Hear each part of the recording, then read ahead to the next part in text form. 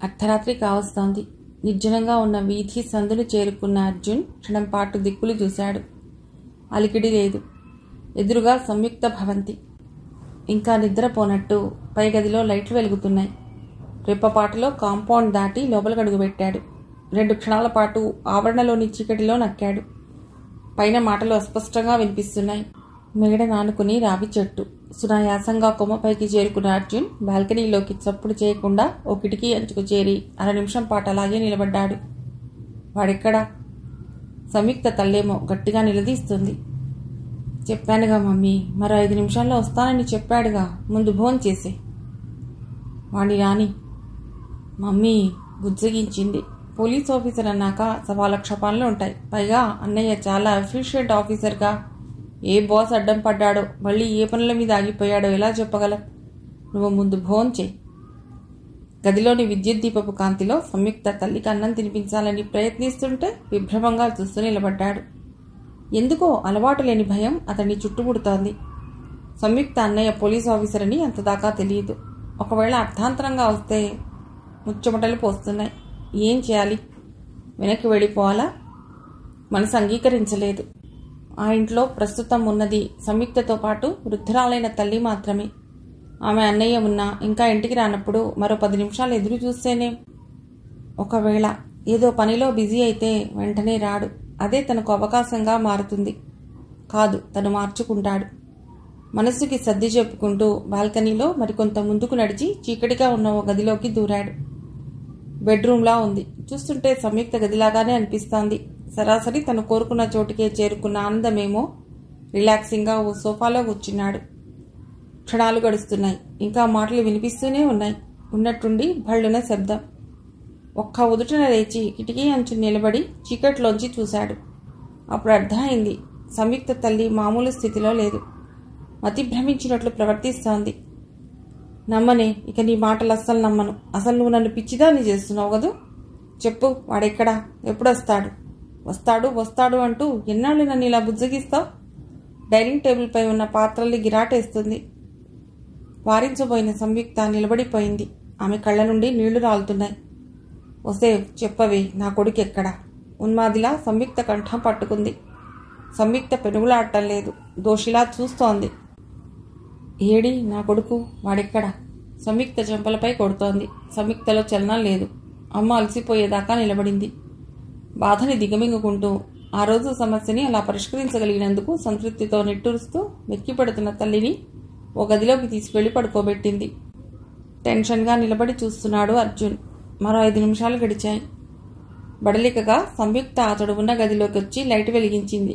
గబాల్న కిటికీ కట్టెన్ వారగా తప్పుకున్నాడు. అంతసేపు నిభాయించుకున్న దుఃఖం అప్పుడు కట్టెలు తెంచుకుందేమో. పావురుమంటూ కూలబడిపోయింది. ఏం చేయనన్నయ్యా, నువ్వు లేవన్న నిజాన్ని, నువ్వెప్పటికీ తిరిగి రావన్న వాస్తవాన్ని అమ్మకెలా చెప్పనురా? నువ్వు ఓదార్చవలసిన అమ్మ నీకోసం తల్లడిల్లిపోతుంటే ఎన్నాళ్ళు చెప్పను? పిచ్చిదైపోయిన అమ్మని ఎలా కాపాడుకోను? అప్పుడు చూశాడు అర్జున్ టేబుల్పై యూనిఫామ్లో ఉన్న పోలీస్ ఆఫీసర్ ఫోటో. బతికిలేడన సత్యానికి సాక్ష్యంగా ఆ ఫోటో ముందు ఓ గులాబీ ఉంది. అర్జున్లో సన్నగా ప్రకంపన మొదలయ్యింది.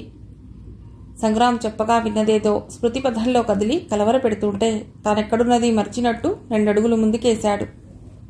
గోడపై మరో ఫోటో. ఆ ఫోటోలో అదే వ్యక్తితో పాటు సునీత ఉంది. అర్జున్ మెదడు పొరలు చిట్లిపోయాయి.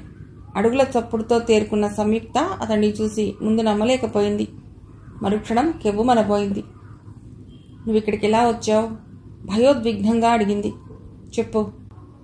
అప్పటికి అర్జున్లో చలనం లేదు. నిన్నే, మాట్లాడవే, ఎందుకిలా వచ్చావు? నీకోసం, నిన్ను పరాభవించాలని నిర్లిప్తంగా అన్నాడు. ఫోటోలోని సునీతకు దొరికిపోయినట్టు తలని మరేటో తిప్పుకుంటూ వచ్చినదొకందుకైతే ఇక్కడ మరో సమస్యలో చిక్కుకున్నంత ఆవేశంగా కలవరపడిపోయాడు. ఎస్, వచ్చింది నిన్ను కోరి, నిన్ను నాశనం చేయాలని. మరి నిర్వేదంగా చూసింది. ఆలోచిస్తున్నావే? స్వేదంతో అతడి శరీరం తడిసిపోయింది. నేనిప్పుడు చాలా నిస్సహాయురాల్ని అర్జున్. బతికిలేని అన్నయ్యను తలుచుకుంటూ మానసికంగా అలసిపోయి ఉన్నదాన్ని. ఒక పొదరిల్లు లాంటి ఈ కుటీరం కూలిపోతుంటే వయస్సుని మించిన పెద్దరికంతో నిలబెట్టాలని ఆలోచిస్తున్న బలహీనురాల్ని. నిన్ను ప్రతిఘటించే శక్తి నాలో లేదు. నాకు అండగా ఉండవలసిన అమ్మ వదిన ఇద్దరూ మతి భ్రమించి నన్ను ఒంటరిదాన్ని చేస్తే ఎంతకాలం ఇలా బతుకుతానో తెలియక మదన పడుతున్న దాన్ని. రా, పరాభవించి నన్ను పిచ్చిదాన్ని చేయి. కనీసం ప్రపంచం తెలియని ఆ స్థితిలో అయినా నేను ప్రశాంతంగా బతుకుతానేమో. నీ ఆకలిని తీర్చుకో. అర్జున్ పిడికిళ్ళు బిగుసుకుంటున్నాయి. నీతుల్ని నియమాల్ని విడిచి కత్తుల బోన్లాంటి వ్యవస్థ మధ్య నిలబడి ప్రపంచాన్ని శత్రువుగా, శాడిజం ఆయుధంగా చాలా చేయగలిగిన అర్జున్ ఇక్కడ ఈ నిస్సహాయతని భరించలేకపోతున్నాడు. మాటలతో మారే మనిషి కాదు, కానీ మనస్సే వెనక్కి మరలుతోంది. కాలువగట్టున కడిమి చెట్టు నీడిన మామిడి తోపులో ఎర్రగన్నేరుని చూస్తూ సునీతతో చెప్పుకున్న కబుర్లెందుకు గుర్తుకొస్తున్నాయి? మరిగే అగ్నిగుండం లాంటి మనస్సుండి బూడిద గురించి ఆలోచిస్తున్నాడే. సంయుక్తను అందుకున్నాడు. అమాంతం ఆమెని బెడ్ పైకి తోశాడు. ఏమైంది? ఉసకొట్టే తన కోర్కెల తేనె తుట్టకి కాంక్ష చచ్చిపోతుందే. గబాలన లేచాడు. అర్థమైందప్పటికి సునీత సాక్షిగా నాశనమైన తను ఇప్పుడు సునీత ఎదురుగా చూస్తుంటే మరో సునీతను నాశనం చేయలేకపోతున్నాడు. ఆగు, వెళ్ళబోతున్న అర్జున్ ఆగిపోయాడు. వెళ్ళిపోతున్నావే? నన్ను రెచ్చగొట్టకు. వచ్చింది రెచ్చిపోయేగా. జవాబు ఏం చెప్పాలో తోచటం లేదు. సంయుక్త గొంతు పిడచగట్టుకుపోతుంటే అన్నాడు. నేను ఇప్పటిదాకా సెంటిమెంట్స్ని చంపుకున్న మనిషిని. ఈ క్షణంలో బతికించుకుంటున్నావా? కాదు. సునీతకి తనకి ఉన్న సంబంధం చెప్పలేకపోయాడు. ఇలా బతకకూడదనుకుంటున్నాను. నీకు తెలుసా నేనెవరో? చెప్పు. మీ అన్నయ్య చావుకి పరోక్షంగా కారణమైన మనిషిని. సంయుక్త ఉలిక్కి పడింది. టెర్రరిజంతో ఎందరి ప్రాణాలలో తీసిన ముఠాలోని వ్యక్తిని, ఏ క్షణంలోనైనా ఉరికంబం ఎక్కబోతున్నవాణ్ణి. సంయుక్త కళ్ళు ధారాపాతంగా వర్షిస్తున్నాయి. నీ కుటుంబంలో శేషంగా మిగిలిన నిన్ను ఎందుకో తాకబుద్ధేయడం లేదు. అంతే. అంతకన్నా తన మనస్సుని వ్యక్తం చేయటం చేత కాదన్నట్టు బయటికి నడిచాడు. సంయుక్త విభ్రమంగా చూస్తూ వెళ్ళిపోయింది. అప్పుడు అర్జున్ ఒక్కడే కాదు, ఆ ఐదుగురు ఎవరో బోధపడింది. బడబాగ్ని లాంటి ఆలోచనలు దహించి వేస్తుంటే మనస్సు నవనీతమవుతుందో లేక కక్ష రగులుకుంటుందో ఆ క్షణాల్లో ఆమె గుర్తించలేకపోయింది. కెవ్వుమన్న కేకతో వెనక్కి జరిగింది ప్రత్యూష. పడగని పైకెత్తిన త్రాచు చర్రుమంటూ 2 అడుగులు ముందుకు పాకింది. దేవుడి మంటపం వెనక్కి జరిగిందామె. ఓ మూల నిలబడ్డ నాగరాజు వినోదంగా చూస్తున్నాడు. వాస్తవికమైన ఆనందంతో అతడు ఆలోచిస్తున్నది ఒక్కటే. నాగు కాటేస్తే ఆమె ప్రాణాలు పోతాయి. ఆ స్థితిలోనైనా ఆమెను అనుభవించాలి. కాటేయకపోయినా ఆమె భయంతో స్పృహ కోల్పోతుంది. తను అనుకున్నది సాధించటానికి అది మార్గమే అవుతుంది. ప్రత్యూష కంపిస్తూ ద్వారం కేసి చూసింది. ఆ గదిలోంచి బయటికి పరిగెత్తాలని శక్తిని కూడగట్టుకుంటోంది. భర్త జాడ తెలియక అతడి ఆలోచనలతో చాలా అలసిపోయిందేమో, శరీరం తూలిపోతోంది. ఆ క్షణంలో సైతం ఆమె తన ప్రాణాల గురించి కాక భర్త ఏమయ్యాడో అని ఆలోచిస్తోంది. సుమంగళిగా అతడి చేతుల్లో కడదేరిపోయే అదృష్టం కోసం తప్పించిపోతోంది. నాగరాజులో అసహనం పెరిగిపోతోంది. ప్రత్యూషకి కనిపించకుండా గోడ వారగా ఉన్న కర్టెన్ వారగా కదులుతున్నాడు. రాచు వైఫల్యానికి మండిపడుతున్నాడు. అయినా అతడికి చాలా నమ్మకంగా ఉంది. ప్రత్యూషని చూస్తుంటే కనీసం స్పృహపోతుందని విశ్వాసం బలపడిపోతోంది. కనిపించని దేవుణ్ణి తలుచుకుందో లేక ఏ శక్తి ఆమెలో ధైర్యం నింపిందో ఒక్క ఉదుటిన ద్వారం వైపు పరిగెత్తింది. బుస్మంటూ చప్పుడు చేస్తూ పైకెగిరింది తాచు. మనసుకి శరీరానికి సంబంధం తెగిపోయింది. అంతే, ప్రత్యూష స్పృహ కోల్పోయింది. ఆమెకు గుర్తులేదు 2 చేతులు ఆమెను బలంగా దగ్గరకు తీసుకున్నాయని. ప్రత్యూష కాకతాళీయంగా ఆ గదిలో అడుగుపెట్టడమే కాక భార్యని అలా చేతుల మధ్యకు తీసుకున్న సంగ్రామ్ వెంటనే ముందుకు జరిగాడు.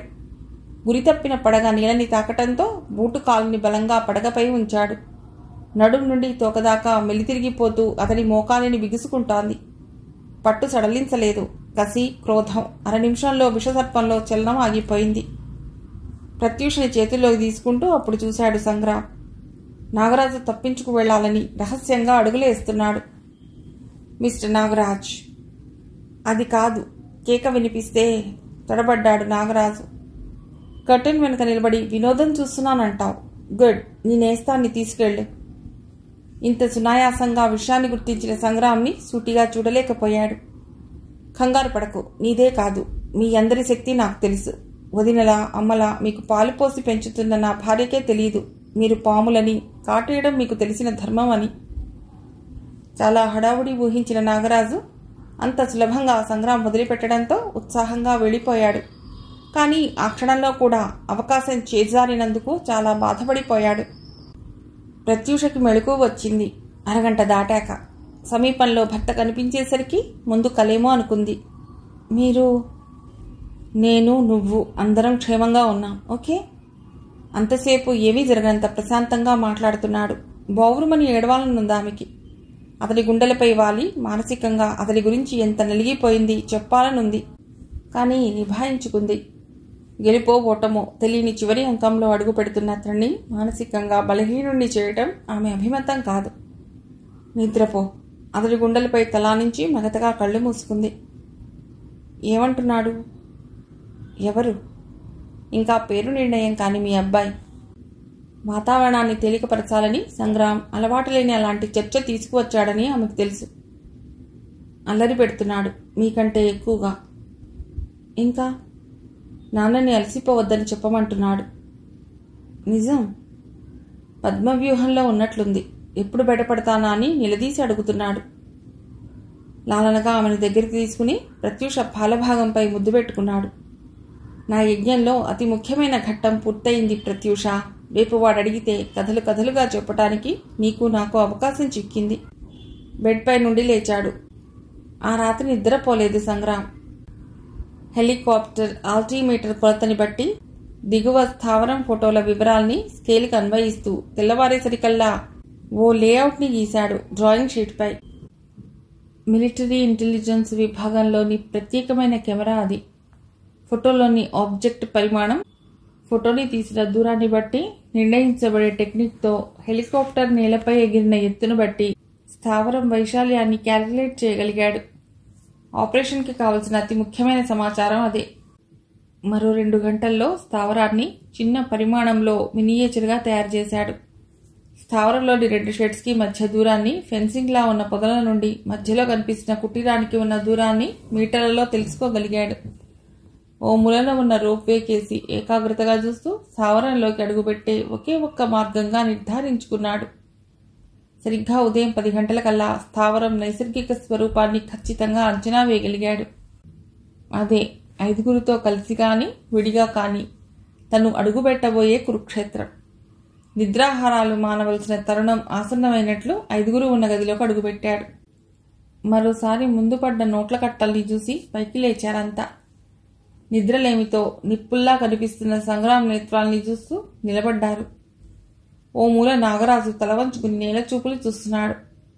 మన ఒప్పందం ప్రకారం ఈ రోజు నుండే మీరు చేయవలసిన విధుల్ని నిర్ణయించాలనుకుంటున్నాను. సో బయలుదేరండి. ఆదేశంలా వినిపించింది. బయలుదేరారంతా. నిర్మానుష్యంగా ఉన్న మిలిటరీ కంటోన్మెంట్ గ్రౌండ్స్లో అడుగుపెట్టాక పరుగు పందెంలా 100 మీటర్ల రేస్ని ఏర్పాటు చేశాడు. అందర్నీ అధిగమించాడు అర్జున్. 12 సెకండ్ల కాలాన్ని స్థిరపరుస్తూ అర్జున్ చేయవలసిన కార్యక్రమాన్ని మనసులోనే రూపకల్పన చేసుకున్నాడు. ఒక టీం వర్క్లా జరగవలసిన ఆపరేషన్లో రేపు ఎవరేమి చేయవలసింది నిర్ణయించుకున్నా విడమర్చి చెప్పలేదు సంగ్రామ్. చివరికి ఎవరు ఎంత సహకరించేది ఇదమిత్తంగా తేలకపోయినా ఫలానా అని చెప్పకుండా అందర్నీ ప్రిపేర్ చేస్తున్నాడు. దూరంగా ఉన్న చెట్టు కొమ్మని గురి చూసి అర్జున్ తాడును గురిగా మార్చి విసరటంలో ఒడుపుని పరిశీలించాడు. ఏటవాలుగా ఉన్న ప్రదేశం నుండి నేలకి దొర్లే బండరాయిని బలరాం ఒంటరిగా ఆపటాన్ని నిశితంగా గమనించాడు. ఏమిటిది అని అడగకుండా నాగరాజు ప్రసాద్లు సంగ్రామ్ అంచనా ప్రకారం చెట్టెక్కుతున్నారు. చెప్పిన గడువులో నేలపైకి దుముకుతున్నారు. అది బాధ్యతలా కాదు, డబ్బు తీసుకున్నందుకు యాంత్రికంగా చేసుకుపోతున్నారు. మధ్యాహ్నం 12 గంటలైంది. అలసిపోయారు. అయినా సంగ్రామ్ ఆదేశాల్ని పాటిస్తున్నారు. థ్యాంక్స్ చివరగా అన్నాడు. దేనికి? సహదేవ్ రోషంగా అడిగాడు. నేను చెప్పింది తూచా తప్పకుండా అనుసరిస్తున్నందుకు. ఏం ఆశించి ఇదంతా చేయిస్తున్నట్లు? ఈ ప్రశ్నకి జవాబు చెప్పాలి అంటే మరో 2 రోజుల గడువు కావాలి. మీకు కావలసిన డబ్బు నేను ఇస్తున్నాను కాబట్టి నా మీద కాకపోయినా డబ్బుపై మమకారంతోనైనా మీరు నా మాటని పాటించాలి. క్షణం ఆగాడు. ఇలాగే నా ఆలోచనలకి సహకరిస్తూ ఈ సాధనకి మీరు సిద్ధం కండి. మా మీద కసి తీర్చుకుంటున్నావా? అడిగాడు సహదేవ్. తీర్చుకోవాలి అంటే మిమ్మల్ని బయటికి రప్పించవలసిన అగత్యం నాకు లేదు. కానీ ఖర్చు లేకుండా చట్టం మిమ్మల్ని ఉరితీసే అవకాశాన్ని కాదని, మీపై ఇంతకాలాన్ని డబ్బుని నేను వృధా చేయవలసిన అవసరమూ లేదు. సో ఓ బ్యాంక్ రాబరీకి సిద్ధపడే ముందు మీ వ్యవస్థ చేసే ప్రాక్టీస్లా ఒక మ్యూజియంలోని ఖరీదైన వజ్రం కోసం రక్షణ వలయాన్ని ఛేదించి దూసుకుపోయే తెలివైన నేర వ్యవస్థలా నా ఆలోచనకి ఇలా సహకరించండి. అందాక అది చాలు. సహదేవ్ సాలోచనగా చూశాడు. చాలా ఖరీదైన వ్యవహారానికి తమని ప్రిపేర్ చేస్తున్నట్లు బోధపడిపోయింది. సహదేవ్ ప్రశ్నల నుండి, సంగ్రామ్ జవాబుల నుండి చాలా అర్థమై ఐదుగురు ఒకరి మొహాలొకరు చూసుకుంటున్నారు. మధ్యాహ్నం 3 గంటలు కావస్తోంది. ఉలిక్కిపడి నిద్రలేచాడు అర్జున్. ఉదయం శారీరకంగా అలసిపోవటంతో వడలికగా నిద్రలోకి జారిన అర్జున్ పక్కకు చూశాడు. నలుగురు కనిపించలేదు. అది కాదు ఆ క్షణంలో అర్జున్ని అంత ఉత్సాహపరిచింది. బయట సంయుక్త కంఠం వినిపిస్తోంది. ఉత్సుకతగా పైకి లేచి అప్పుడు గమనించాడు. మిత్రులు నలుగురు కిటికీ దగ్గర నిలబడి ఒకరినొకరు తోసుకుంటూ చాలా ఏకాగ్రతగా హాల్లోకి చూస్తున్నారు.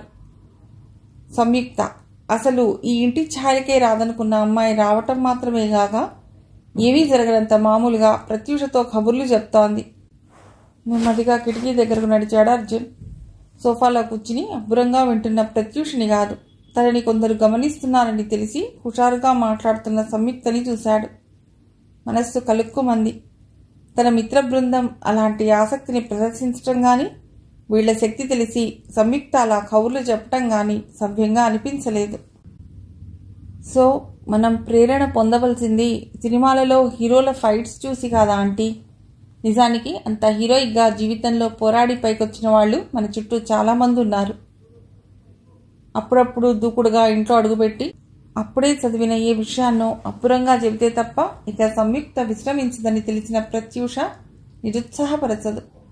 స్కూల్ నుండి వచ్చిన గీత మాటలు వింటున్నట్టు 17 ఏళ్ల సంయుక్త విషయంలోనూ శ్రద్ధని పాటిస్తుంది. వినకపోతే కనీసం వింటున్నట్లు రెస్పాండ్ చేయకపోతే చాలా హర్ట్ అయిపోతుంది. అందుకే అలాగా అంటూ నిస్త్రాణంగా ఉన్న ఆసక్తిని ప్రదర్శించింది ప్రత్యూష.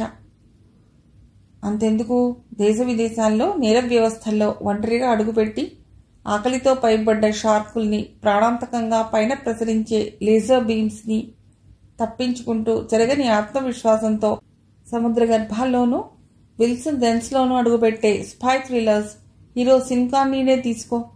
క్షణం ఆగింది Samyukta. My name is Bond, James Bond అంటూ ప్రమాదకరమైన స్థితిలో సైతం తన గురించి తాను గర్వంగా చెప్పుకునే 007 తెర మీద 2 దశాబ్దాలుగా ఏం సాధించాడో, ప్రపంచ దేశాల్లో ఎంత ఖ్యాతిని సంపాదించాడో తెలిసిన మనం అతని వ్యక్తిగతమైన పోరాటాన్ని వింటే అదిరిపడతాం. ప్రత్యూష నిశ్శబ్దంగా వింటోంది. మూడ్లోకి వెళ్ళిన సంయుక్త ఇక రెస్పాన్స్ గురించి ఆలోచించలేదు. 1930వ సంవత్సరం ఆగస్టు 25వ తేదీన ఇంగ్లాండ్లోని ఎడిన్బర్గ్లో ఓ చదువులేని ఓ కూలీ తండ్రికి జన్మించిన టామ్ క్యానరీయే ఇప్పటి సింగ్ క్యానరీ. అతడి బాల్యం ఎంత పేదరికంలో గడిచింది అంటే 2 గదుల ఇరుకు కొంపలో ఉండేవాడు. తల్లి క్లీనింగ్ ఉమెన్గా ఇళ్లలో పనిచేస్తుంటే తండ్రి జో రబ్బర్ ఫ్యాక్టరీలో లేబర్గా పనిచేసేవాడు. 2వ ప్రపంచ యుద్ధకాలంలో క్యానరీ 9 ఏళ్ల వయస్సులో ఇంటింటికి పాల ప్యాకెట్స్ అందిస్తూ తాను సంపాదించేవాడు. 13 ఏళ్ల వయసుకే స్కూల్ విడిచిపెట్టిన సింగ్ క్యానరీ ఇంటి బాధ్యతల్లో తను ఎంత నలిగిపోయేవాడు అంటే ఉదయం 5 గంటలకే నిద్రలేచి పాల ప్యాకెట్స్ని బంగాళాదుంపలు, బొగ్గు డోర్ టు డోర్ సప్లై చేస్తూ ఆ జీవితం రోతపుట్టి 16 ఏళ్ల వయసులో బ్రిటిష్ రాయల్ నేవీలో అడుగుపెట్టాడు. పేదరికంపై అసహ్యం, ఏదో చేయాలన్న తపన, కానీ చదువు లేకపోవడం వలన సీమెన్గా పెద్దగా ఎదిగే అవకాశం లేకపోయింది. మళ్లీ నిరాశ. నలుగురిలో ఒకడుగా కాక తనకు ప్రత్యేకమైన గుర్తింపు కావాలని ఆరాటపడుతూ ఆ వయస్సుకే 6 అడుగుల పొడుగు ఉండటంతో బాక్సర్గా నేవీ టీంలో ప్రవేశించాడు. ఆ మార్గంలోనూ పెద్దగా సాధించలేకపోయాడు. అమ్మా నాన్నలు గుర్తుకొచ్చేవారు. ఒంటరిగా కంటతడి పెట్టుకుంటూ నలిగిపోయేవాడు. అలా బెంగతో అనారోగ్యవంతుడై మెడికల్ గ్రౌండ్స్పై నేవీ నుండి డిశ్చార్జ్ అయ్యాడు. మళ్లీ మొదలైన ఒంటరి పోరాటం. ఆ తర్వాత ఓ చిన్న పత్రికా ఆఫీసులో హెల్పర్గా చేరాడు. మంచి ఈతగాడు కావడంతో మరోపక్క ఓ స్విమ్మింగ్ పూల్ దగ్గర ఈత నేర్పే జాబ్కి కుదిరాడు.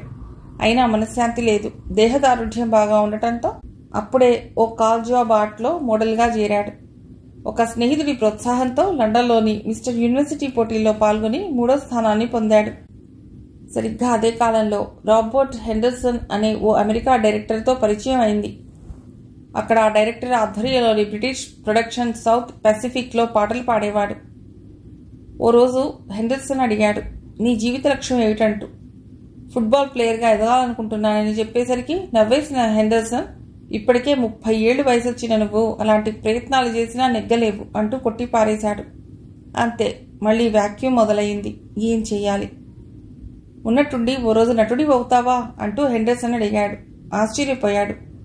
13 ఏళ్ల వయస్సులో చదువు మానేసిన నేను నటుడిని ఎలా కాగలను అంటే లాలనగా కట్ చేశాడు హెండర్సన్. నీకు చదువు లేకపోయినా అంతకు మించిన ఆలోచన శక్తి ఉంది, తపన ఉంది అని చెప్పిన హెండర్సన్ షేక్స్పియర్, ఆస్కర్ వైల్డ్ లాంటి వాళ్లు రాసిన 10 పుస్తకాలని సజెస్ట్ చేసి బాగా చదివి అందులోని పాత్రల్ని క్షుణ్ణంగా అర్థం చేసుకోమన్నాడు. పొద్దుపోయేదాకా లైబ్రరీలో కూర్చుని ఆ బుక్స్ చదివేవాడు. అర్ధరాత్రి దాకా ఇంట్లోని టేప్ రికార్డర్లో ఆ సన్నివేశాలని, సంభాషణల్ని వింటూ తన గొంతులో సహజంగా ధ్వనించే స్కాటిష్ యాక్సెంట్ని క్రమంగా చెరిపేసుకున్నాడు. సరిగ్గా అప్పుడు జరిగిందో సంఘటన. ప్రత్యూష మాత్రమే కాదు, అర్జున్ సైతం ఉత్కంఠగా చూస్తున్నాడు. 197 BBC ఓ నాటకం ప్రొడ్యూస్ చేసింది. అందులో ఓ బాక్సర్ వేషాన్ని వేసిన క్యానరీ అది స్మాషింగ్ హిట్ కావటంతో సిన్ క్యానరీగా మారాడు. అక్కడి నుండి బీబీసీలో బిజీ అయిపోయాడు. సినిమాల్లోనూ అవకాశాలు వచ్చాయి. 5 సినిమాల్లో నటించినా అవన్నీ గుర్తుంచుకోదగ్గ పాత్రలు కావు. ఓ పాత్ర వాల్ట్ డిజ్నీని ఆకట్టుకుంది. అంతే, 1958లో డిజ్నీ క్యానరీ హాలీవుడ్ తీసుకెళ్లాడు. అక్కడ నటించిన చిత్రం Darby O'Gill and the Little People. అందులో సిన్ క్యానరీ ఓ బుల్తో చేసిన పోరాటం నిర్మాత హ్యారీ సాల్జ్మన్ దృష్టిని ఆకర్షించింది. అప్పుడతను ఇయాన్ ఫ్లెమింగ్ డాక్టర్నో తీసే ప్రయత్నంలో ఉన్నాడు. బాండ్ పాత్రకి సరైన వ్యక్తి సిన్ క్యానరీ అనుకున్నాడు. కానీ రచయిత ఇయాన్ ఫ్లెమింగ్ అంగీకరించలేదు. కేరీ గ్రాంట్ ఆ పాత్రకి పనికొస్తాడని అతడు సలహా ఇచ్చినా ప్రొడక్షన్ కాస్ట్ పెరిగిపోతుందని నిర్మాతలు సిన్ క్యానరీనే ఆ పాత్రకి బలవంతంగా ఎన్నిక చేశాడు. అంతే, ప్రపంచానికి తిరుగులేని ఓ బాండ్ దొరికాడు. ఆ తర్వాత కోట్ల ఆస్తి, పేరు, ప్రఖ్యాతి, కోటాను కోట్ల మంది అభిమానులు. అలా చాలా చిన్న స్థితి నుండి ఎదిగిన సిన్ క్యానరీ ఇప్పుడు స్పైస్ థ్రిల్లర్స్లో ఎవరూ చేరుకోని స్థాయికి ఎదిగిన ఒకే ఒక్క నటుడు. So aunty. అప్పుడు తేరుకుంది ప్రత్యూష. దీన్ని బట్టి మనకు అర్థమయ్యేది ఒక్కటే, జీవితంతో పోరాడినవాడు మనిషిగా గుర్తించబడతాడు. పలాయనవాది జీవితం నుండి దూరంగా పారిపోయి నేరస్తుడిగా మిగిలిపోతాడు. సంయుక్త ఊరగా చూసింది. ఒక్క అర్జున్నే కాదు, అది అక్కడున్న అందరినీ ఉద్దేశించి అంది. కానీ రియాక్ట్ అయింది అర్జున్ మాత్రమే. అంతసేపు ఓ కలలో కల్పనలా ఆమె శరీరంతో ఆడుకున్న ప్రసాద్, సహదేవ్ చాలా నిస్పృహగా చూస్తుండగా గీత ఇంట్లోకి వచ్చింది. ఆమె ఇంట్లోకి వస్తూనే సరాసరి సహదేవ్ దగ్గరికి నడిచింది. అంకుల్ అంటూ. ముందు వినిపించుకోలేదు. మరోమారు తట్టింది. ఏ కల చెదిరిందో రోషంగా తల తిప్పి సహదేవ్ ఏంటి అన్నాడు విసుగ్గా. అరక్షణం పాటు అతడు సహనాన్ని పాటించి ఉంటే తన స్కూల్ రన్నింగ్ రేస్లో సాధించిన చిన్న వెండి మెడల్ని చూపించేదే. కానీ అలాంటి ఓపికని ప్రదర్శించలేని సహదేవ్ అసహనంగా నెట్టేశాడు. బోర్లా పడిపోయింది గీత. పట్టంతోనే ఏడుపు లంఘించుకుంది. ఒక పసికందులోని ఉత్సాహం అలా నీరు కారిపోతుండటంతో ఉన్నట్టుండి అక్కడి వాతావరణం మారిపోయింది. బ్యాడ్ అంకుల్ ఏడుస్తూనే అంది. గీత పిలిచింది సంయుక్త కాదు. ఎప్పుడొచ్చాడో జనరల్ సంగ్రామ్. పైకెత్తుకుని ఆమెను బుజ్జగిస్తూ ఏం జరిగిందమ్మా అన్నాడు లాలనగా. తండ్రిని చుట్టేసింది. మంచి బాబాయిలు కాదు డాడీ, వెక్కి పడుతూనే చెప్పింది. మరేమో స్కూల్లో వచ్చిన మెడల్ని చూపించబోతే అంకుల్ విసిరి కొట్టాడు. సంగ్రామ్ మనసు చివుక్కుమంది. కంగ్రాట్స్ చెంపలపై ముద్దు పెట్టుకుని, ఇంత బుజ్జి పాపకి అంత పెద్ద ప్రైజ్ అన్నమాట అంటూ కిందికి దించిగాని సరాసరి లోపలికి వెళ్ళలేదు. అప్పటికి చలనం రాని ఆ వ్యక్తులపై కోపమో లేక ఒక్క క్షణమైనా మనుషుల్లా ప్రవర్తించని వారిపై జాలో అందరూ కదలబోతుంటే ఆగండి అన్నాడు చాలా సౌమ్యంగా. సంయుక్తతో పాటు ప్రత్యూష కూడా అవాక్కై చూస్తోంది. గీత మీకేమీ కాదని నాకు తెలుసు, కానీ మీరు తెలుసుకోవాల్సింది గీత ఓ పసికందని, అవునా? అలా నిలబెట్టి పాఠాలు చెప్పడం బొత్తిగా నచ్చలేదు. పైగా సంయుక్త అక్కడుండగా. సహదేవ్ 2 అడుగులు ముందుకేశాడు.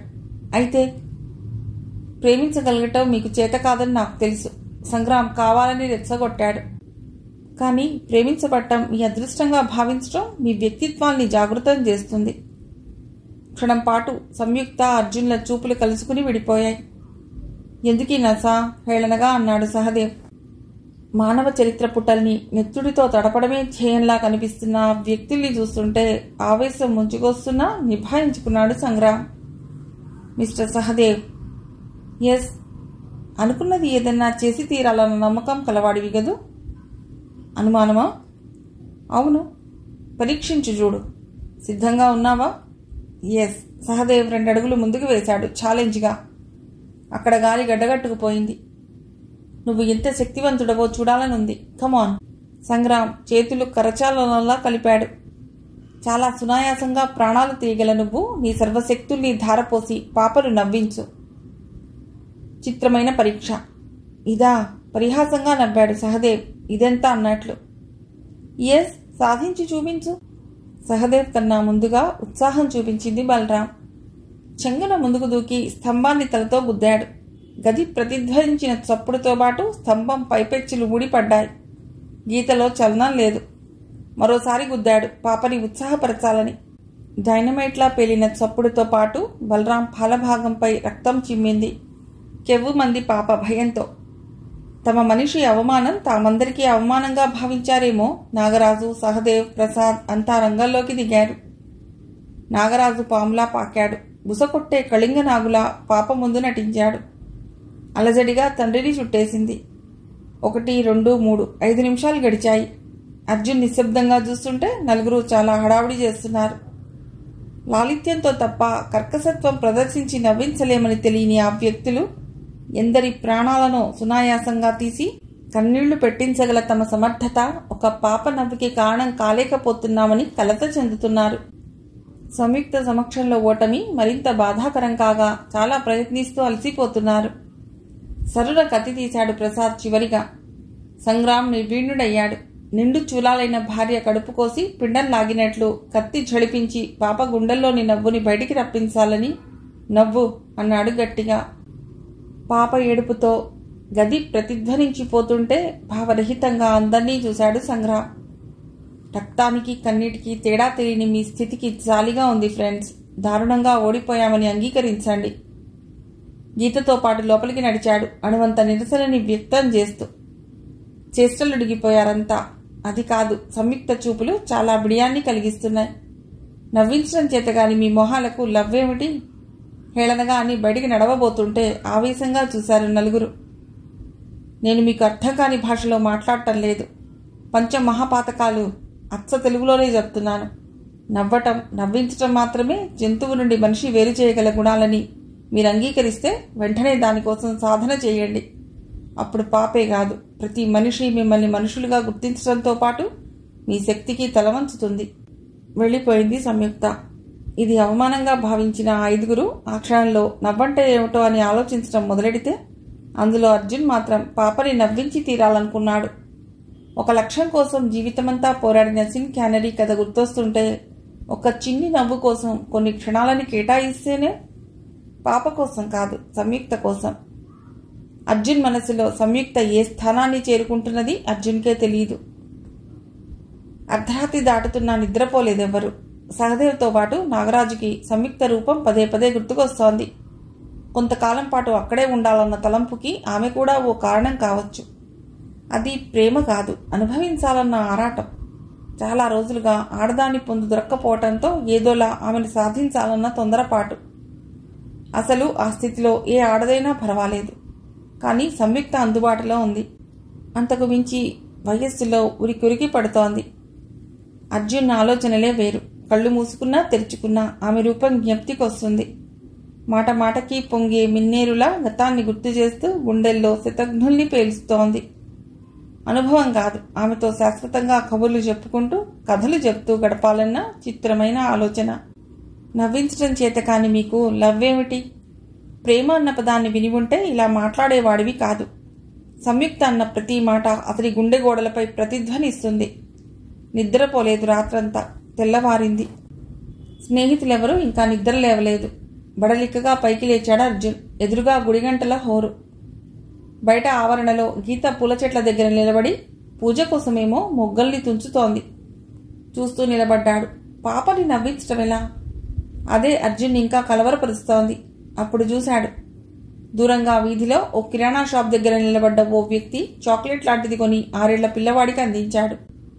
అంతవరకు ఏడుస్తూ నిలబడ్డ ఆ బాబు ఆనందంగా నవ్వుతూ తండ్రిని కౌగిలించుకున్నాడు. అర్జున్ ఉత్సుకతగా గమనించాడు. ఓ పసికందుని నవ్వించటానికి చాక్లెట్ కారణం కాగలుగుతుందన్న థియరీని ఆ క్షణంలో అర్జున్ బలంగా నమ్మితే అది అతడి తప్పు కాదు.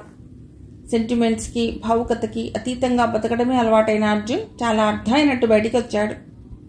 గీత పిలిచాడు పాపని దగ్గరకు తీసుకోబోతూ. రోషంగా దూరం జరిగింది. వద్దు, మీరు బ్యాడ్ అంకల్స్. ఎందుకమ్మా? ఎందుకంటే రాత్రి నన్ను ఏడిపించారుగా. తప్పైపోయింది. అర్జున్ ఆ క్షణంలో మనిషిలాగే మాట్లాడుతున్నాడు. అది గీతను ఆకట్టుకుంది. డాడీ ఏం చేస్తున్నారు? ఆసనాలంటారే, అవి చేస్తున్నారన్నమాట. గీత ఏదో అడగాలని తాత్సారం చేస్తున్నాడు. ఉత్సాహంగా ఉంది గీతకి. ఏమిటి అంకుల్, నన్ను లైక్ చేస్తున్నావా? మరే నిన్ను నవ్వించాలని. మీ దగ్గర అసలు నవ్వనుగా. నేను నవ్వించేస్తా. ఎలా? చాక్లెట్ కొనిచ్చి అర్థింపులా అన్నాడు. డబ్బులున్నాయా? బోలెడు. డాడీ ఇచ్చినవా? మరే అవి డాడీ ఊరకనే ఇచ్చినవిగా. పోనీ ఆ డబ్బులతో కాదు, మరోలా తెచ్చిస్తాను. దొంగతనం చేస్తావా? కాదు. దోపిడీ చేస్తావా? ఆహా. ఎవరన్నా మోసం చేస్తావా? జవాబు చెప్పలేకపోయాడు. అయితే తెచ్చివ్వు. చూడంగు, దొంగతనం చేయకూడదు, దోపిడీ చేయకూడదు, మోసము చేయకూడదు. డాడీ ఊరకనే ఇచ్చిన డబ్బులతో కొనకూడదు. అలా తెస్తే నేను నవ్వుతాను. సంగ్రామ్ ఇచ్చిన డబ్బులు కానప్పుడు అర్జున్కి తెలిసినది ఆ 3 మార్గాలే. గబగబా బయటికి నడిచాడు. 2 నిమిషాలలో కిరాణా షాప్కి వెళ్ళిన అర్జున్ ఇప్పుడు చాలా త్వరగా తను అనుకున్నది సాధించేయాలని రేయ్ అన్నాడు షాప్ యజమానిని చూస్తూ. ఆ వీధిలో 5 సుపరిచితులే కావడంతో అర్జున్ సంగతి తెలిసిన షాప్ యజమాని ముందుకొచ్చి నిలబడ్డాడు వినయంగా. ఆ చాక్లెట్ ఎంత? 3 రూపాయలండి. ఒకటివ్వు. షాప్ యజమాని ఇచ్చేసేవాడే. అప్పుడు చూశాడు అర్జున్. 6 ఏళ్ల గీత సమీపంలో నిలబడి ఉంది. దోపిడీ చేస్తున్నావా అంకుల్? దొరికిపోయినట్లు చూశాడు అర్జున్. అంటే ప్రామిస్ తప్పిపోతున్నావన్నమాట. అదేం కాదు, రేట్ అడుగుతున్నాను. తడబడుతూ నడవబోయాడు. అంకుల్, ఇలా అయితే నేను అస్సలు తీసుకోను. నవ్వనంటే నవ్వను. నా మీద ప్రామిస్. ఓ పసికందు ముందు అలా దోషిగా నిలబడవలసి రావటమే అతడిని కదిలించింది. గీత ఆంక్షలే అతడిలో పట్టుదలని పెంచాయేమో. అసంకల్పితంగా చేతిని పాపతలపై ఉంచాడు. అది మాట కాదు, తిరుగులేని ప్రమాణం. గీత వెంటాడుతుందో వెనక్కి వెళ్ళిందో అతడు చూడలేదు. క్షణాలు గడుస్తుంటే ఉన్మాదిలా మారిపోయాడు. చిత్రమైన స్థితి అది. సునాయాసంగా మనుషుల ప్రాణాలు తీయగలిగే వ్యక్తి నిన్న పాపని నవ్వించలేక తన వాళ్ళు ఎంత విఫలమయ్యారో ఇప్పుడు 2-3 రూపాయల సంపాదన కోసం అంతకన్నా అధికంగా కలత చెందుతున్నాడు.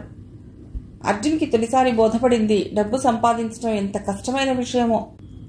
తప్పటడుగులు వేసే ఓ 6 ఏళ్ల పసికందు బ్రతుకు యానంలో తప్పటడుగులు మాత్రమే అలవాటైన తనకి ఆరిందలా ఇలాంటి పరీక్ష పెట్టడంలోని ఔచిత్యం గురించి ఆలోచించడం లేదు. ఓ చిన్న మార్గం కోసం అన్వేషిస్తున్నాడు. వీధి చివరన ఓ టింబర్ డిపో. గుండెలపై దిగుతున్న ఆలోచనల సమ్మెట పోట్లలా అక్కడ నేలపై ఉన్న ఓ దుంగని గొడ్డలితో ముక్కలు చేస్తున్నాడో వ్యక్తి. బక్కచిక్కిన శరీరంతో ఆ వ్యక్తి బతుకు కోసం పోరాడుతున్నట్లుగా ఉంది. ప్రాణం లేని చింతమొద్దును ముక్కలు చేసే ప్రయత్నంలో అలసిపోతున్న ఆ వ్యక్తిని చూస్తుంటే ప్రాణం ఉన్న మనుషులపై ఇంతకన్నా సునాయాసంగా ఆయుధాలని ఉపయోగించే తమ శక్తిని యాంత్రికంగా బేరీజు వేసుకుంటూ ఏదో స్ఫురించినట్టు గబాల్న అతడిని చేరుకున్నాడు అర్జున్. చూడు, ఆగాడా వ్యక్తి నీరసంగా. ఏమిటయ్యా? 50 ఏళ్లు వయసున్న వ్యక్తిని అడిగాడు. ఈ దుంగని ముక్కలు చేస్తే నీకొచ్చేదెంత? బరువుని బట్టి ఉంటాదయ్యా. ఓ 10 రూపాయల దాకా గిట్టుబాటు అవుద్ది. రోజుకి ఇలాంటివి ఎన్ని బద్దలు చేస్తుంటావు? ఎన్నో ఎక్కడ బాబు, దీనితోనే ఓపిక అయిపోయిద్ది. నేను చేసేదా? అవాక్కై చూశాడు. నీ వల్ల కాదయ్యా. అర్జున్లో కసి పెరిగిపోయింది. ఇదొక్కటే కాదు, ఇలాంటివి మరో 2 ఓ గంటలో పచ్చడి చేసేస్తాను. ఓ 3 రూపాయలు ఇస్తావా? నేను నీకు పోటీ కాదు, సాయం చేయాలనుకుంటున్నాను. ఆ వ్యక్తి ఇదంతా ఏమిటో అర్థం కాక నిలబడి చూస్తుండగానే అతడి చేతిలో గొడ్డలి లాక్కుని పని మొదలెట్టాడు. అతడే కాదు, అక్కడ అతడితో పాటు పనిచేస్తున్న చాలా మంది అదిరిపడ్డారు అర్జున్ని చూస్తూ. అర్జున్ చేతిలోని గొడ్డలి వేట్లు తుమ్మ మొద్దుని పీలికలు చేస్తున్నాయి. ప్రాణాలు తీయటానికి సున్నితమైన మార్గాలు మాత్రమే తెలిసిన అర్జున్కి ఇలాంటి శ్రమ అలవాటు లేదు. అయినా కసిగా శక్తిని ఉపయోగిస్తున్నాడు. తనది కాకుండా పోయిన సునీత గుర్తుకొచ్చింది. ఆమెను తనకు దూరం చేసిన ఆమె తండ్రి స్ఫురణకొస్తున్నాడు. వితంతువుగా మారిన సునీత రూపం తలుపుకొస్తోంది. క్రోధం ఎవరి మీదో కాదు, తన బతుకుపై, తన మీద తనకే.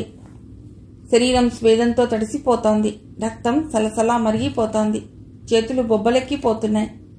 అరగంట వ్యవధిలో 10 మంది శక్తితో గంటలో ఓ యంత్రం చేయగలిగే పని అర్జున్ ఒక్కడు సాధించాడు. ఆ దుంగలతో అలవాటుగా కుస్తీ పడుతున్న వ్యక్తి అప్పురంగా చూశాడు. వెనువెంటనే యజమానిని అడిగి అప్పటికీ తనకే లాభం అన్నట్టు 5 రూపాయలు అందించబోయాడు. 3 రూపాయలు చాలు. 2 నోటులు వెనక్కి ఇచ్చేశాడు. అదే అర్జున్ మాట కోసం జీవితంలో నిలబడగలిగిన తొలి క్షణం. అనుకున్నది సాధించగలిగానన్న తృప్తి. చాక్లెట్తో పాటు 5 నిమిషాల్లో ఇంటికొచ్చాడు. ఒక ఉగ్రవాదిగా రోడ్డుపై 100 మందిని సంహరించడంలో సైతం ఇంత ఆనందాన్ని ఎప్పుడూ అనుభవించలేదేమో. మెట్లపై బుద్ధిగా తన కోసమే నిరీక్షిస్తున్నట్లు కూర్చున్న గీతని చేరుకుని చాక్లెట్ అందించాడు ఉద్విగ్నంగా. నిజం గీత, నేను దొంగతనం చేయలేదు, దోపిడీ చేయలేదు, మోసమూ చేయలేదు. ప్రామిస్. మీ డాడీ ఇచ్చిన డబ్బుని వాడలేదు. నేను సంపాదించిన డబ్బులతో తెచ్చాను. నవ్వమన్నట్లుగా చూశాడు. నవ్వలేదు గీత. అంకుల్ అందమైన అరచేతుల్లోని బొబ్బల్ని చూసి కంగారు పడిందో, లేక మంచి బాబాయే అన్న భావమే ఆ పసికందిని ఉత్తేజపరిచిందో, పాప కళ్ళ నుండి రాలిన నీటి బొట్లు అర్జున్ అరచేతుల్లో రాలాయి. ఉక్రోషంగా చూశాడు. నవ్వుతానని మాటిచ్చి ఇప్పుడు గీత మళ్ళీ కన్నీళ్లు పెట్టుకోవటం మాట తప్పడంలా అనిపించిందేమో. అదిగో నువ్వేడుస్తున్నావు అన్నాడు సహనంగా. గీతలో మార్పు లేదు. కసితో చేతుల్ని నరుక్కునేవాడేమో. అప్పుడు చూశాడు సమీపంలో నిలబడ్డ సంగ్రామ్ని. అది కాదు. అర్జున్ భుజంపై పిట్ చేస్తూ అన్నలా తను నవ్వుతున్నాడు. పాప ఏడవటం లేదు అర్జున్, ప్రసన్నంగా అన్నాడు. రక్తం కళ్ళ చూడటమే అలవాటైన ఒక వ్యక్తి చెమటతో తొలిసారి సంపాదించిన డబ్బుల్ని తన కోసం ఖర్చు చేయడం చూసి మనస్సుతో నవ్వుతోంది.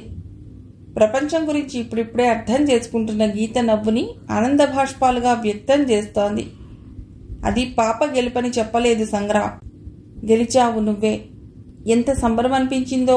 తనను తాను మరిచిన అర్జున్ అందరిలో తను ఒక్కడే సాధించినట్టు యురేఖా అంటూ కేకబెట్టాడు. 2 అంగల్లో మిత్రులున్న గదిలోకి పరిగెత్తాడు. ఉత్సాహం నీరుగారిపోయింది స్నేహితుల్ని చూడగానే. సీరియస్గా నిలబడి ఉన్న నలుగురిని చూస్తూ అడిగాడు, ఏమైంది? పేపర్ అందించాడు సహదేవ్. ఆ రోజు దినపత్రికలో ఓ వార్త పడింది. ప్రముఖ నేరస్తుడు ముస్తఫా స్వీడన్ ప్రధానిని అపహరించాడు. తన 5 సహచరుల్ని జైలు నుండి విడిపించి అప్పజెప్పమని ప్రభుత్వంపై అందుకే ఒత్తిడి తీసుకొస్తున్నాడా? అర్జున్ నిశ్చేషుడవుతూ చూశాడు. న్యూస్ పేపర్ని చూసే అలవాటు లేని ఆ వ్యక్తులు ఆ పత్రికని చూడటం యాదృచ్ఛికమే అయినా చాలా ప్రశ్నలకి జవాబు బోధపడిపోయింది. ప్రపంచమంతా తెలుసుకోగలిగిన వాస్తవం తమకి తెలియకుండా సంగ్రామ్ చాలా జాగ్రత్త పడుతున్నాడు. అంటే ఏ స్వార్థంతో సంగ్రామ్ మనల్ని సహాయం కోరాడో ఇప్పుడు అర్థమైందిగా. అది కాదు వారిని చాలా ఉత్తేజపరిచింది. తమకి ఆశ్రయం ఇచ్చిన బ్లూ ఫాక్స్ తమ కోసం చాలా ఖరీదైన మార్గాన్ని ఎన్నుకున్నాడు. తమ మీద అభిమానంతో ఒక దేశనేతని అదృశ్యం చేశాడు. ఏం చేద్దాం అడిగాడు అర్జున్. బాస్ దగ్గరికి వెళ్ళిపోదాం. ఓ మూల మరో గదిలో ఆ రోజు తను ప్రారంభించబోయే వెపన్ ట్రైనింగ్ కోసం సంగ్రామ్ ఆలోచిస్తున్న తరుణంలో అదే రోజు ఆ ఇంటి నుండి శాశ్వతంగా వెళ్లిపోయే మార్గం కోసం ఆలోచిస్తున్నారు. 5 కాదు, అర్జున్ కాక మిగతా 4. అర్జున్కి ఇప్పుడిప్పుడే బతుకుపై ఆసక్తి పెరుగుతోంది. మాట్లాడు అర్జున్, సహదేవ్ నిలదీశాడు. మీ ఇష్టం అన్యమనస్కంగానే అంగీకరించాడు అర్జున్. సాయంకాలం 4 గంటలు కావస్తోంది. నిర్మానుష్యంగా ఉన్న ప్రాంతంలో ఓ గుట్ట దిగువన సుమారు 100 గజాల దూరంలోని పిట్స్లో ఉన్న టార్గెట్స్ని చూపిస్తూ చెప్పుకుపోతున్నాడు సంగ్రామ్. 5 నిమిషాల క్రితమే పిస్టల్ రివాల్వర్ ఆపరేషన్స్ గురించి వివరించాడు. హెవీ మెషిన్ గన్కి లైట్ మెషిన్ గన్కి గల ముఖ్య వ్యత్యాసాన్ని, వాటి శక్తిలో గల వైవిధ్యంతో పాటు బరువు ఎక్కువగా ఉండే హెవీ మెషిన్ గన్కి ఆధారంగా ఉండే ఎలివేటింగ్ మెకానిజం గురించి తెలియజేశాడు. ఆర్మీలో తనకు గల అనుభవాన్ని క్రోడీకరించి దూరంగా అజ్ఞాతంగా ఉన్న ప్రత్యర్థిని దెబ్బతీయటానికి ఉపయోగించే మోక్టార్ మజిల్ను బైపార్ ద్వారా తెలియజేసి వారు ప్రస్తుతం ముఖ్యంగా నేర్చుకోవాల్సిన సబ్ మెషిన్ గన్స్ని 5 అందించాడు. ఒకేసారి మనల్ని చుట్టుముట్టే ప్రత్యర్థుల్ని ఊపిరి తిరగనివ్వని స్థితిలో నిలబెట్టి తూటాల్ని వరుసగా ప్రయోగించడానికి సబ్ మెషిన్ గన్ చాలా సహకరిస్తుంది. ప్రాథమికమైన పరిజ్ఞానం గల 5గురిని గురితప్పని లక్ష్యానికి ప్రిపేర్ చేసే ప్రయత్నంలో సంగ్రామ్ ఎంత రిస్క్ తీసుకుంటున్నది గ్రహించలేదు. అసలు రిస్క్ అన్న పదం అతడికి కొత్త కాదు. కేవలం నమ్మకపు పునాదులపై నిలబడే ప్రతి ఆపరేషన్లో విజయాన్ని సాధించిన సంగ్రామ్ ఇప్పుడు ఆ 5గురిని నమ్మాడు. సొంత పూచీపై చాలా శ్రమపడి రక్షక దళాలకే పరిమితమైన ఆయుధాల్ని బయటికి తీసుకురాగలిగాడు. వారు పూర్తిగా మారారని కాదు, మార్పు సాధించగలనన్న నమ్మకంతో ముందు పోరాటానికి సన్నద్ధుల్ని చేస్తున్నాడు. ప్రపంచాన్ని ద్వేషించే వ్యక్తులుగా, ఆ ప్రపంచంలోని ప్రజలని టార్గెట్స్గా ఆయుధాల్ని ప్రయోగించే ఆ వ్యక్తుల్ని ఇప్పుడు సుశిక్షితులుగా తయారు చేస్తున్నది ప్రపంచం నిరసించే నేర వ్యవస్థని టార్గెట్గా మార్చుతూ. పిస్టల్ గ్రిప్కి అంగుళం దూరంలో ట్రిగర్ గార్డ్కి అభిముఖంగా నిలువుగా ఉండే ఈ మ్యాగజైన్లో తూటాల్ని వరుసగా ఇండ్యూస్ చేశాక పైభాగంలోని రియర్ సైట్ ద్వారా ఫ్రంట్ సైట్లో నుండి టార్గెట్స్ని చూస్తాం. పిస్టల్ గ్రిప్ వెనుక మీ బటన్ రివాల్వర్తో సేఫ్టీ క్యాచ్ లాంటిది. చాలా ఏకాగ్రతగా ప్రతి విషయాన్ని తెలియజెబుతున్న సంగ్రామ్ రేంజ్ని కొలవాలని టార్గెట్ వైపు 10 అడుగులు నడిచి ఏదో చెప్పబోతూ వెనుదిరిగి ప్రశ్నార్థకంగా చూశాడు. 5గురు లోడ్ చేయబడ్డ సబ్మెషిన్ గన్స్ని టార్గెట్స్కి కాదు, అతడికి గురిపెట్టి నిలబడ్డారు. ముందు అర్థం కాలేదు. మిస్టర్ సంగ్రామ్, సహదేవ్ తోడేలులా నవ్వాడు. ఏమిటిది అని ఆశ్చర్యపోకండి. మా గమ్యానికి మేము చేరుకోవాలనుకుంటున్న తరుణంలో అడ్డం పడిన ఏ శక్తినైనా బూడిద చేసి వెళ్ళటానికి ఇప్పుడు ఆయుధాలను అందించావు. చాలా థ్యాంక్స్. నిర్జన ప్రదేశంలో వారి నవ్వులు వికృతంగా వినిపిస్తున్నాయి. ఆగు! ముందుకు నడిచి వస్తున్న సంగ్రామ్ని చూసి అరిచాడు ప్రసాద్. సంగ్రామ్ ఆగలేదు. సృష్టి చివర లయంలోని శూన్యం కాదతడు. గుండె గెలాక్సీలో ఎన్ని నక్షత్రాలు రాలిపడ్డా నమ్మకం సావని యోధుడతడు. అది ప్రమాదమని తెలుసు. తన ముందున్నది విచక్షణలేని క్రూర మృగాలని తెలుసు. అయినా నడుస్తున్నాడు. ఆరిపోతున్న మహాయజ్ఞంలో తనే శలభం కావాలనుకుంటున్న స్మృతాగ్ని కణంలా, పైకి దుమికే హాలాహలపు ఉప్పెనలా, అవసరమైతే జారిపడే కవోష్ట రుధిర ధారలా అడుగులు వేస్తున్నాడు. స్టాప్ దే మిస్టర్ సంగ్రామ్, కంపించిపోతున్నాడు అర్జున్. మమ్మల్ని రెచ్చగొట్టకు. ప్రాణాల మీద ఆశ ఉంటే ఆగిపో. అందరి చేతులు ట్రిగర్ గార్డ్స్ని చేరుకున్నాయి. కంపిస్తున్న వేళ్లు ఏ క్షణంలో అయినా ట్రిగర్స్ని నొక్కేట్లున్నాయి. I say stop. అప్పటికి సంగ్రామ్కి వారికి మధ్య ఉన్న దూరం 5 అడుగులు మాత్రమే. సంగ్రామ్! అర్జున్ కేకతో కొండలు ప్రతిధ్వనించాయి. కాల్చండి, స్థిరంగా పలికింది సంగ్రామ్ కంఠం. షూట్ మీ, కమాన్. రాక్షసుల్ని ఋషులుగా మార్చాలన్న నా ప్రయత్నం క్షమించదగినది కాదని కాల్చి నిరూపించండి. భారతమాతకి కడుపుకోతగా మారిన మిమ్మల్ని సంస్కరించి ఆమె కళ్ల నుండి రాలిపడే ఆనందాశ్రువులుగా మార్చాలన్న నా ఆలోచన దుర్మార్గమని నేను సైతం నమ్మేటట్టు నన్ను షూట్ చేసి చంపండి. మనిషి మీద మరో మనిషి నమ్మకం పెంచుకోవటం, పేర్చుకోవటం తెలివి తక్కువతనమని రేపటి ఏ మనిషి ఇలాంటి పొరపాటు చేయకుండా నా రక్తాన్ని సిరాగా మార్చి చరిత్రను రాయండి. కమాన్. వెన్ను చూపటం తెలియని వ్యక్తిలా, తూటాలని గుండెతో అడ్డుకోవాలనుకుంటున్న చెక్కు చెదరని శక్తిలా ఇంకా ముందుకు నడిచాడు. మరో 2 క్షణాలు గడిచాయి. కమాన్. అర్జున్ వేగంగా 5 అడుగులు వెనక్కి నడిచాడు. ఏ కృతజ్ఞత అర్జున్ గుండెలో మెరిసి మాయమైందో. రెప్పపాటులో నేల కూలవలసిన సంగ్రామ్ ముందు నిలబడలేనట్లు అలా గురిపెట్టి వెనక్కి నడుస్తూనే అందరితో పాటు అదృశ్యమైపోయాడు. ఇంత దారుణంగా ఓడిపోవటం అతడు ఊహించలేదు. అంతే. God damn son of bitch. కంఠనాళాలు నలిగేటట్టు కేకబెట్టాడు. గమ్యం మాత్రమే కాదు, ప్రపంచమంతా శూన్యంలా కనిపిస్తుంది. శరీరం స్వేదంతో తడిసిపోతుంటే శిలలా నిలబడిపోయాడు చాలాసేపు. మిగిలిన కథ తర్వాతి భాగంలో.